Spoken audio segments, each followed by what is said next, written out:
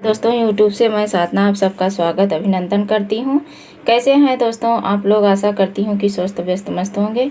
इसी आशा विश्वास के साथ दोस्तों आइए आज का पाठ शुरू करते हैं। जो महाकवि भारवी द्वारा रचित किरातार्जुनीयम का प्रथम सर्ग का अध्ययन हम लोग कर रहे हैं। प्रथम सर्ग में आज हम लोग 23-24 श्लोक का अध्ययन करेंगे, जो हमारे संस्कृत के प्रतियोगी परीक्षा के लिए अति महत्वपूर्ण है दोस्तों। तो आइए बिना देरी किए हुए हम लोग अपने पाठ की शुरुआत करते हैं।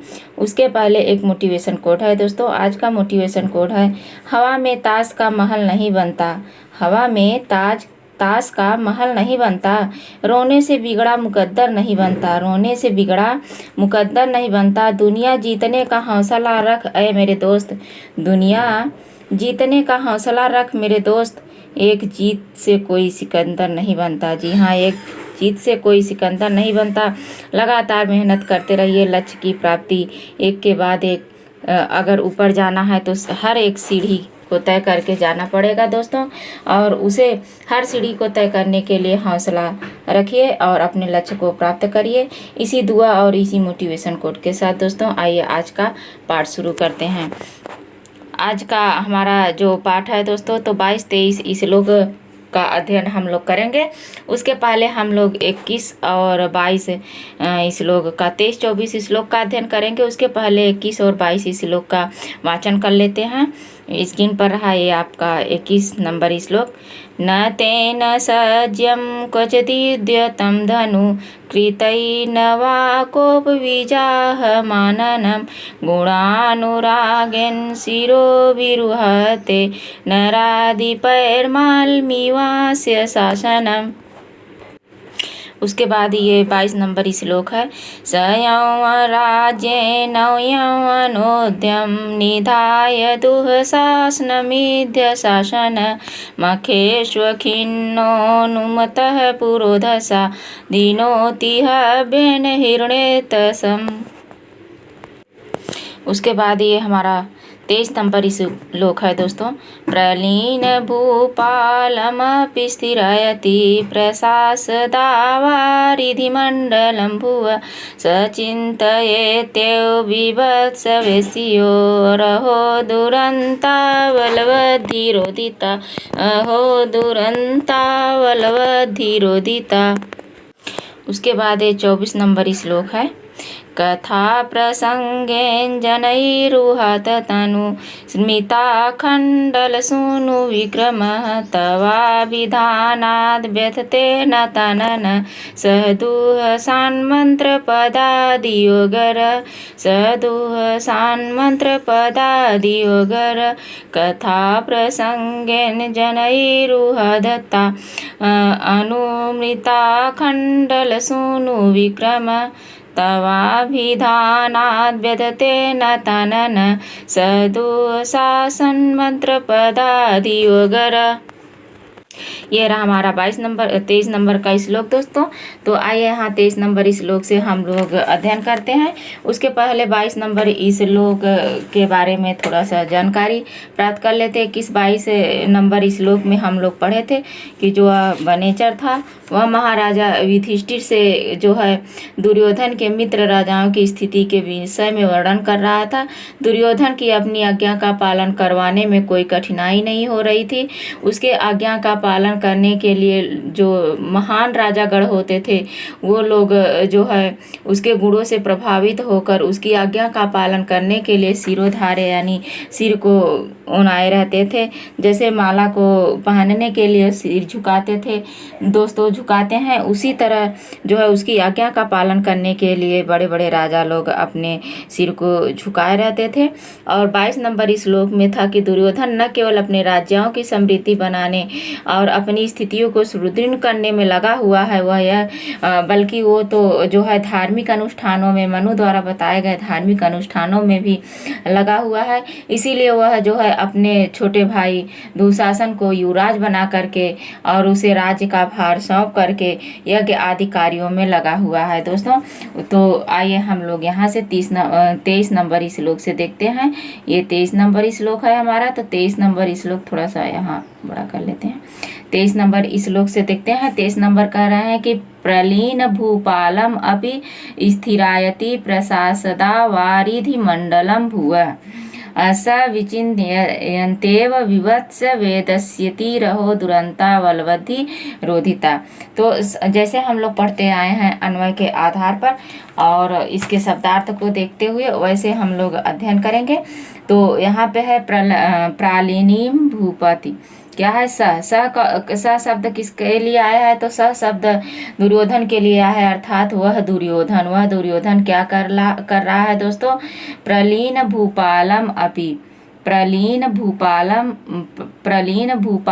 यह है ना, प्रलीन भूपालम शब्द का अर्थ होगा कि जो है विनष्ट न हो, जिसकी जो है क्या है कि विलुप्त न हो गई हो, जिसका राज्य विलुप्त न हुआ हो। प्रलीन भूपालम यानी विनष्ट हो गए हैं राजा जिसके ऐसे शत्रु से रहित, यानी शत्रु से रहित, जिसके जो है शत्रुगण विनष्ट हो गए हैं, जिसके राज्य में जो है विलुप्त हो गए हो ऐसे राजा, ऐसा वो दिखावा कर रहा है, ऐसा लग रहा है कि शत्रु विहीन हो गया है वह राजा। उसके बाद स्थिरायति शब्द का अर्थ होगा कि स्थिरायति यानी भविष्य में अस्थायी रहने वाले। ऐसा उसके कार्यों से, दुर्योधन के कार्यों से ऐसा प्रतीत हो रहा है कि जैसे उसके जो है सभी राजा, जो शत्रुगण राजा थे वो सभी विनिष्ट हो गए हैं। अब जितने राजा बचे हैं वो शत्रु विहीन यानी शत्रु रही, बिना शत्रु के हैं, ऐसा अर्थात कहने का तात्पर्य है कि उसके सभी मित्र हैं और ऐसे मित्र हैं जो भविष्य में अस्थायी रहने वाले हैं। कैसे? ऐसे मित्र हैं जो भविष्य में अस्थायी रहने वाले हैं, कभी उससे बैर भाव जो है फानने वाले नहीं है। उसके बाद यहाँ पे अवारिधि शब्द का अर्थ होगा कि समुद्र पर्यंत, यानी समुद्र पर्यंत यानी आज से लेके जब तक वह रहेगा, जब तक राज्य करेगा, समुद्र पर्यंत तक उसके जो है शत्रुता विहीन वह रहेगा, ऐसा वो अपने जो है शासन प्रशासन में कर रहा है दोस्तों।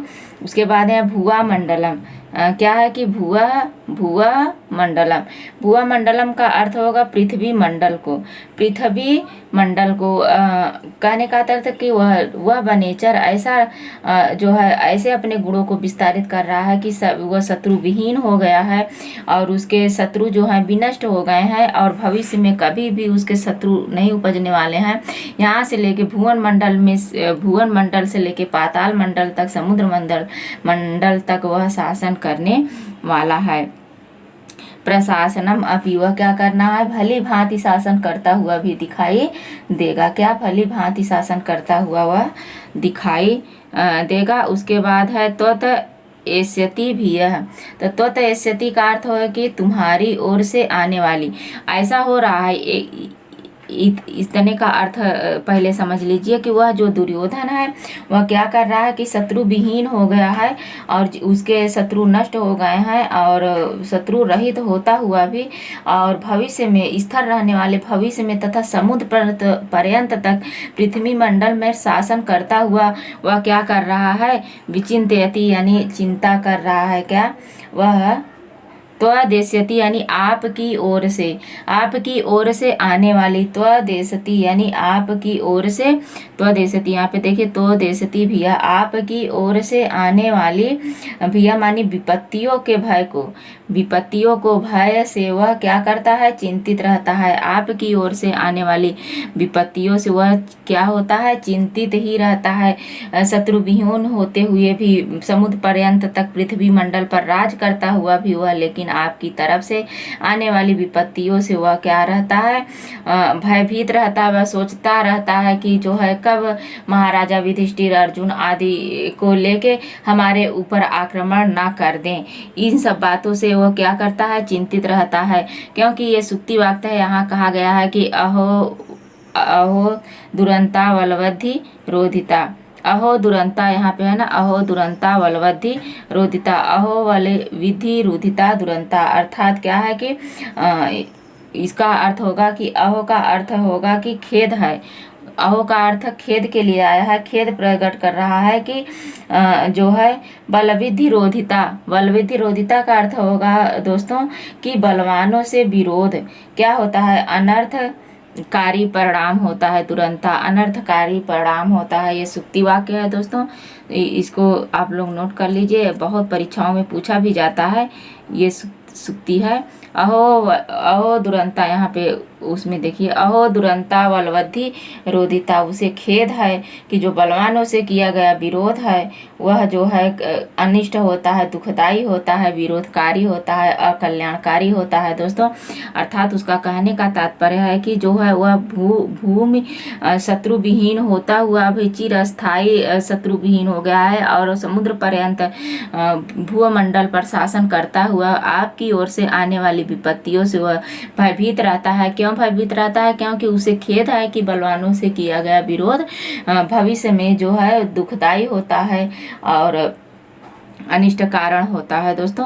आइए यहाँ पे इसके अर्थ को देखते हैं। सह शब्द दुर्योधन के लिए आया है। प्रलीन भूपालनम यानी विलीन, विनिष्ट, नष्ट, समाप्त हो गए हैं। विपक्षी शत्रु राजा, जिसके शत्रु राजा, जिसमें शत्रुभूत राजाओं से रहित हो गया। स्थरायत यानी स्थिर, निश्चित है। भविष्यवाणी, भविष्य में जिसमें निश्चित है कि उसके कोई शत्रु नहीं होंगे।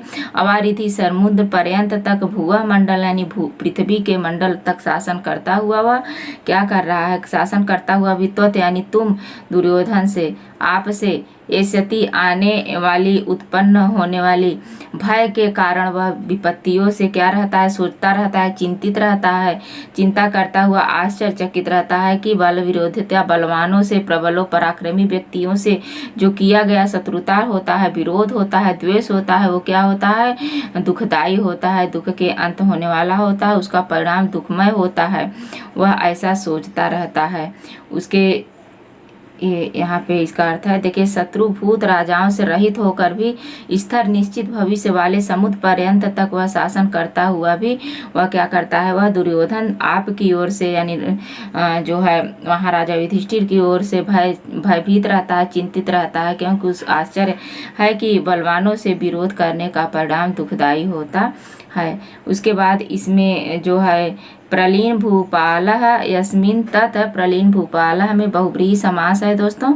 प्रलीन भूपाल में बहुब्रीहि समास है। स्थिरा आयति यत तत्, स्थिरा आयति में बहुब्रीहि समास है। आवरिध्य इति, आवरिधि में अव्ययी भाव समास है। बलवता विरोधिता इति, बलवती विरोधिता में तृतीया तत्पुरुष समास है। दूरम अंतः यस्याः, दुरंता में भी बहुव्रीहि समास है। क्या? दूर अंतः यस्याः सा दुरंता बहुव्रीहि समास है।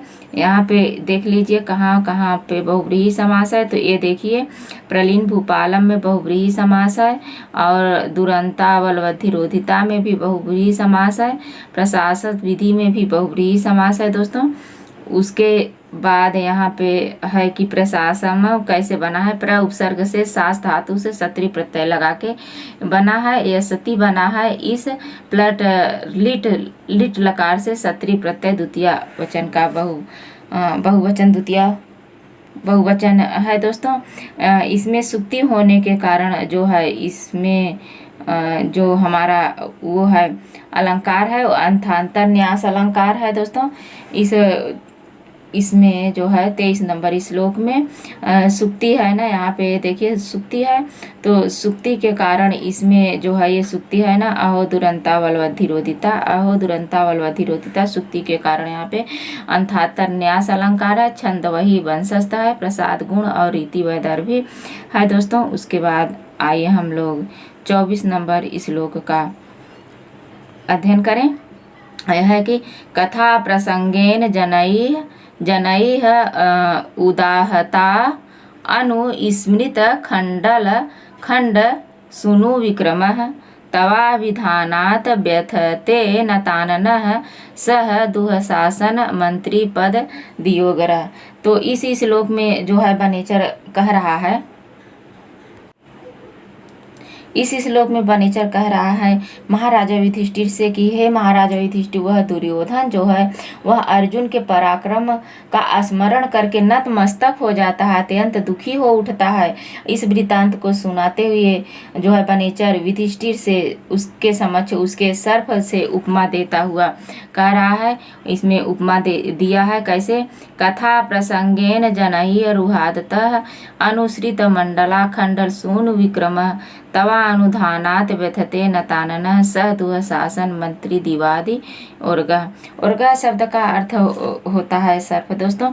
तो आइए यहाँ पे एक एक जो है इसके शब्दार्थ से देखते हैं। यहाँ कथा प्रसंगेन जनई रुहादते, तो कथा प्रसंगेन शब्द का क्या होगा, कथा प्रसंगेन जनई है, यहाँ से लेते हैं कि बातचीत के प्रसंग में जब वह सभी राजागण इकट्ठे होते हैं, उसके सभा मंडल में सभाएं बैठती हैं। कहने का तात्पर्य कि जब सब लोग इकट्ठे हो जाते हैं सभा मंडल में, जब सभा बैठती है तो किसी बातचीत के दौरान जब आप लोगों का जिक्र होता है, आप लोगों की चर्चा होती है, तब वह क्या होता है कि उदाहता वह क्या हो जाता है, उदाहता हो जाता है, यानी उच्चरित किए गए, यानी जब आप लोगों की चर्चा होती है, आप लोगों के द्वारा उसकी राजाओं के द्वारा या किसी मंत्री के द्वारा आप लोगों की जब चर्चा होती है, तब क्या होता है कि तवाभिधानात, तवाभिधानात यहाँ पे है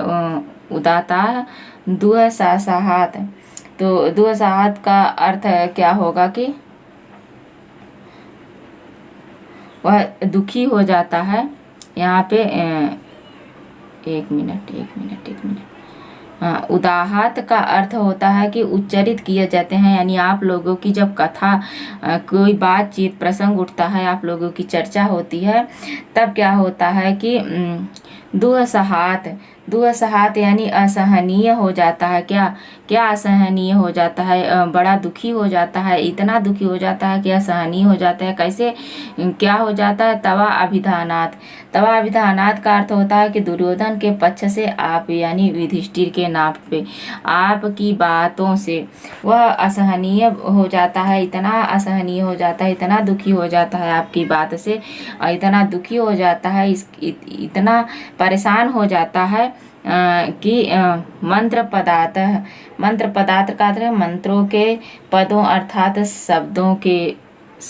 शब्दों से, यानी यहाँ कहने का इस ऊपर वाले लाइन का कहने का तात्पर्य है कि जब वह आप लोगों की कभी सभा में प्रांगण में उसके सभा भवन में जब आप लोगों की कभी चर्चा होती है, कभी बात होती है, जब किसी कारण से आप लोगों की बात उठती है, तो तब वह क्या करता है कि असहनीय से आपके जो आपके द्वारा या भीम अर्जुन के द्वारा जो आने वाली विपत्ति है, पिछले श्लोक में बताया है ना कि वो जो है पराक्रम फैलाया हुआ है अपना और शत्रु विहीन हो गया है, लेकिन फिर भी आपकी ओर से आने वाली विपत्तियों से वह जो है परेशान हो जाता है। तो वही कह रहे हैं कि जब इसमें 24 नंबर में कि जब आप लोगों की बात होती है, पांचों पांडवों की किसी की भी बात होती है, तो वह जो है दुखी हो जाता है, क्योंकि आपके पक्ष से आपके नाम से वह दुखी हो जाता है। कैसे हो जाता है, किस तरह से दुखी होता है दोस्तों, तो यहाँ पे है मंत्र,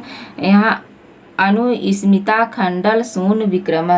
तो अनुस्मिता खंडल सून विक्रम क्या है दोस्तों कि दुर्योधन के पक्ष में इंद्रपुत्र अर्जुन के पराक्रमण का अनुश्रुता खंडल सूनु यानी इंद्र के पुत्र, ये इसमें बहुव्रीहि समास है। किसके लिए आया है, अर्जुन के लिए शब्द आया है दोस्तों। सूनु विक्रम अर्थात अर्जुन के पुत्र की भी जो है अर्जुन के पुत्र नहीं, इंद्र के पुत्र अर्जुन का स्मरण करके वह क्या हो जाता है, दुखी हो जाता है। दुर्योधन जो है वह दुखी हो जाता है इंद्र के पुत्र अर्जुन के पराक्रमण का जो है स्मरण करके। और जब वह दुखी होता है तो किस तरह से दुखी होता है, सह वह दुर्योधन नतानन क्या हो जाता है, नतमस्तक हो जाता है उसका। जो जैसे जैसे ही आप लोगों का स्मरण आता है खास तौर से अर्जुन का, तो वो ऐसे अपने सिर को झुका लेता है, नीचे मुख किए हुए कर लेता है। कैसे दुखी होकर कर लेता है, व्यथते माने दुखी होकर। उर्गह उर्गह का शब्द का अर्थ यहाँ पे है कि उर्गह शब्द का अर्थ है कि वह ऐसे दुखी हो जाता है जैसे कि सर्फ के समान। कैसे, सर्प के समान आनना मतलब अपने मुख को झुका लेता है सर्प के समान। जैसे जो है कोई फुफकारता हुआ सर्प अगर किसी जिसके बस में रहता है वो पहुंच जाता है तो तुरंत झुक जाता है। उसी तरह दुर्योधन आदि के आप लोगों का प्रसंग आने पर, दुर्योधन आदि की चर्चा होने पर, वह जो है सॉरी दोस्तों, वह जो दुर्योधन है वह भीम आदि, अर्जुन आदि सभी की जो है चर्चा होने पर वह अपने मस्तक को झुका लेता है। उसके बाद है यहाँ पे ये देखिए है कि कथा प्रसंग ही जनई यानी विश्ववैद्यो, कथा प्रसंग वार्ता के यानी जो श्रेष्ठ लोग होते हैं उनके द्वारा जो है आप लोगों की जो बातें होती है, उच्चरित किया जाता है, आप लोगों के बारे में जो चर्चा होती है वो क्या होता है, दो सहान या सहा अत्यंत कठोर होती है। और तवाभिधानात यानी आप की ओर से, आपकी चर्चा की ओर से आप का नाम जो है वह ले करके मंत्र पदा यानी विष को दूर करने, मंत्र के पद से, जैसे मंत्र पदा यानी विष को दूर किया करने वाला जो मदारी वगैरह होते हैं उसे देख के सर्प नताना हो जाता है। उसी तरह अर्जुन के पराक्रमों को अखंडल शब्द जो है इंद्र के लिए आया है दोस्तों, अखंडल शब्द इंद्र के लिए आया है। और अर्जुन के लिए सुनु शब्द आया है क्योंकि पुत्र अथवा अनुज, तो जो अखंडल इंद्र के पुत्र अर्जुन हैं तो उनके लिए वो क्या कहता है कि के पक्षी यानी पद विक्षेप करके उनकी बातों को, उनके पराक्रमों को स्मरण करके वो क्या हो जाता है, उपेंद्र शब्द का अर्थ होता है विष्णु, वह जो है वो क्या होता है कि नतानना नतमस्तक हो जाता है। कैसे, जैसे यहाँ विष्णु के पक्षी वाहन गरुण के पद विक्षेप से प्रहार पराक्रमण करके सर्प, जैसे कि गरुण के प्रहार से सर्प छत विक्षित होकर अपने मस्तक को, मुख को, फण को नीचे कर लेता है। उसी तरह ये जो है दुर्योधन अपने सांप के समान अपने जो है मुख को नीचे करके बैठ जाता है कि आप लोगों की ओर से आने वाली विपत्तियों के डर से।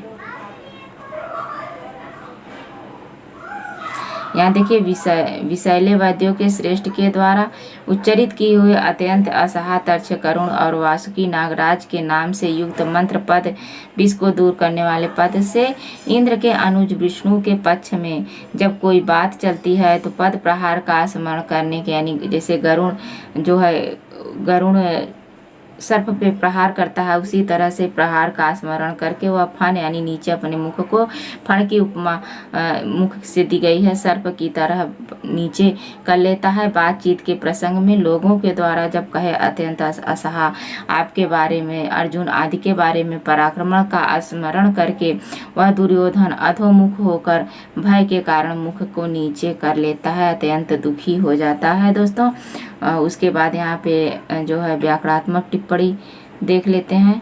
क्या है कि ये देखिए कथा प्रसंग ही है जनई है उर्गे पक्षे कथा प्रसंगे विषयी वद्येषु इनाह श्रेष्ठा इति कथा प्रसंगेन में सप्तमी तत्पुरुष समास है।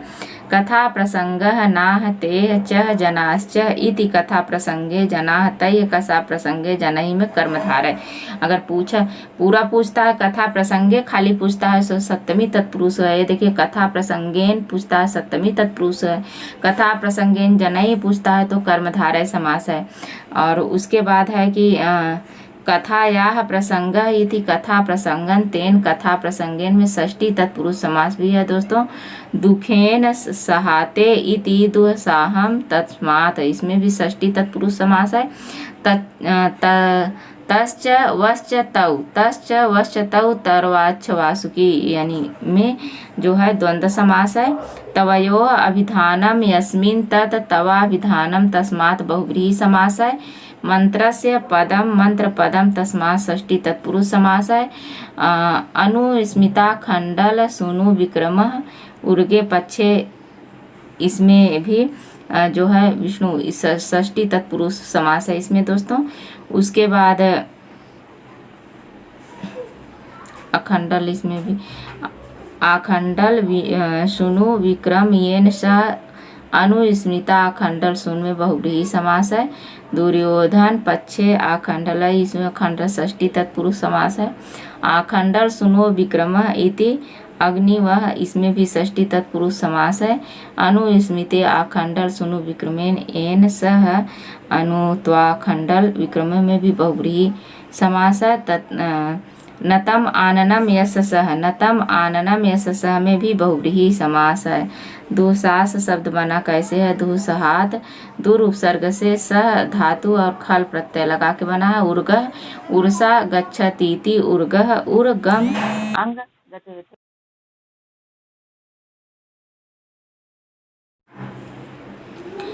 रूप बना है। तो ये रहा आज का हमारा जो है वीडियो दोस्तों। आशा करती हूँ, और इसमें जो अलंकार है तो इसमें अलंकार उपमा है दोस्तों। उपमा अलंकार इसलिए है कि क्योंकि उसके उपमा उसके फन से दी गई है, उसके दुर्योधन दी गई है, इसीलिए इसमें जो है उपमा अलंकार है। तो आज बस यहीं तक दोस्तों। वीडियो कैसे लगा आप लोगों को? आशा करती हूँ कि अच्छा ही लगा होगा। अच्छा लगे तो लाइक शेयर कमेंट करिए, और जो हमारे नए साथी हों वीडियो को देख रहे हों तो चैनल को सब्सक्राइब नहीं किए हो तो सब्सक्राइब करिए दोस्तों, हमारा उत्साह बढ़ाइए। इसी जो है विश्वास के साथ और इसी बातचीत के साथ दोस्तों आज का यहीं समाप्त करते हैं। नमः संस्कृताय दोस्तों।